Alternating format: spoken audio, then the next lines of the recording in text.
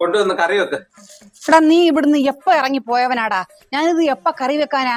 ആരെങ്കിലും കണ്ടു കഴിഞ്ഞാൽ താളം വിട്ടുണ്ടെങ്കിൽ ഇരുന്നോളും. വല്ല ഉത്തരവാദിത്വം ഉണ്ടോടാ നിനക്ക്? വല്ല ഉത്തരവാദിത്വമുള്ള കുഞ്ഞാ നീ? വല്ല വിഷമം ഉണ്ടായിരുന്നോ? കേറി വന്നേക്കുന്നു. ആദിയും അന്തവും ഇല്ലാത്ത നിലയില്ല കയത്തിലാണ് നീ.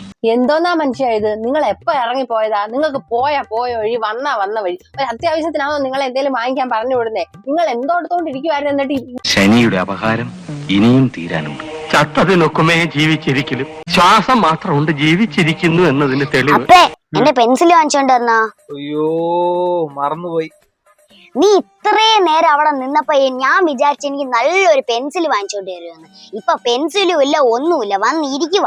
എന്നു തീരും എന്റെ കഷ്ടം ഇന്നി മണ്ണിലേ, അന്നു മാറും എന്റെ ദുഃഖം നിശ്ചയം തന്നെ.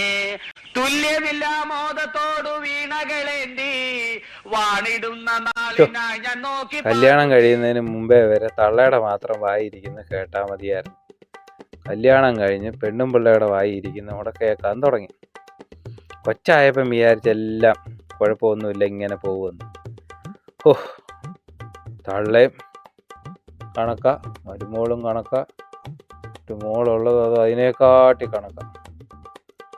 അയ്യോ.